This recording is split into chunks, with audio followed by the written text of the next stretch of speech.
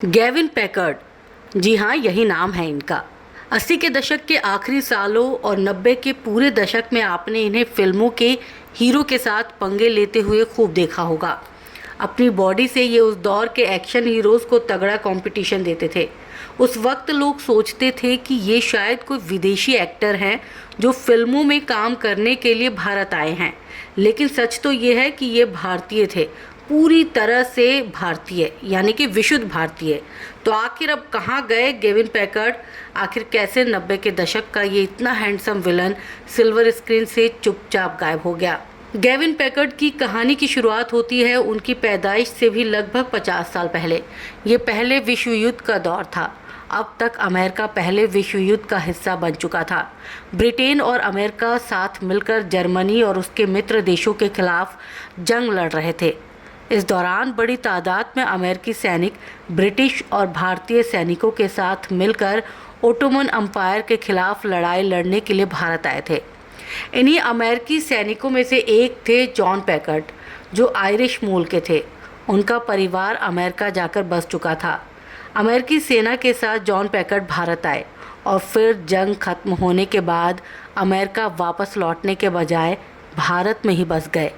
John Packard के बेटे earl Packard की परवरिश भारत में ही हुई और अर्ल पैकर्ड ने एक भारतीय लड़की से शादी की।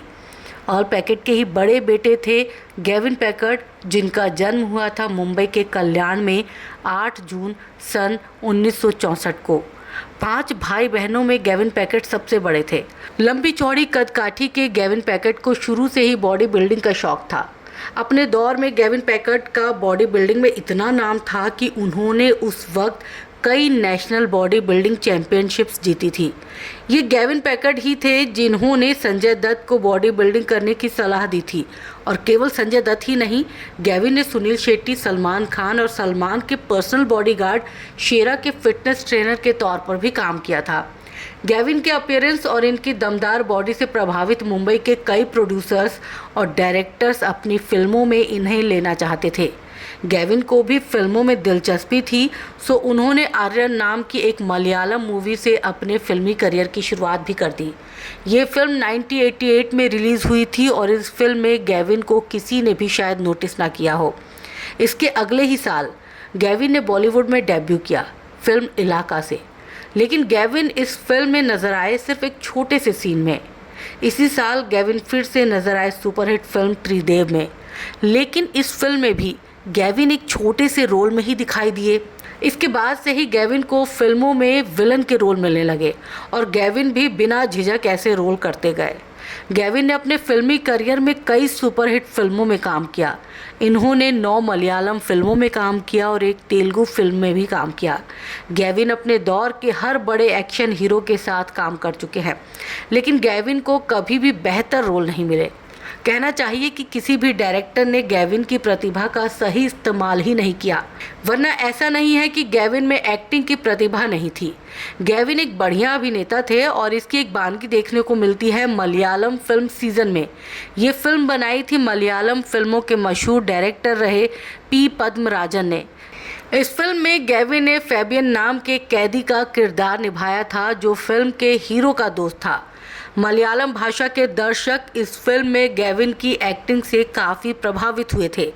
बात अगर गेविन की निजी ज़िंदगी की करें तो गेविन ने और उनकी पत्नी के बीच का रिश्ता बहुत ज़्यादा चल नहीं पाया और इन दोनों ने आखिरकार तलाक लेकर एक दूसरे से अलग होने का फैसला कर लिया। गेविन की 2 बेटियां हैं, इरिका पैकर्ड और कैमली काइली पैकर्ड। जहां इरिका पैकर्ड एक बेहद खूबसूरत मॉडल है, तो वहीं कैमली काइली पैकर्ड एक मल्टीनेशनल डिजिटल मीडिया कंपनी में नौकरी करती हैं।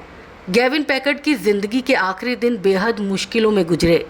इन्हें फेफड़े की बीमारी ने अपना शिकार बना लिया और इस बीमारी के चलते इनकी हालत दिन ब दिन खराब होती चली गई। दोनों बेटियां भी काम के चलते विदेशों में थी। बुरे वक्त में इन्हें फिल्मों में काम मिलना भी बंद हो गया और इनकी माली हालत बेहद ख़राब होने लगी।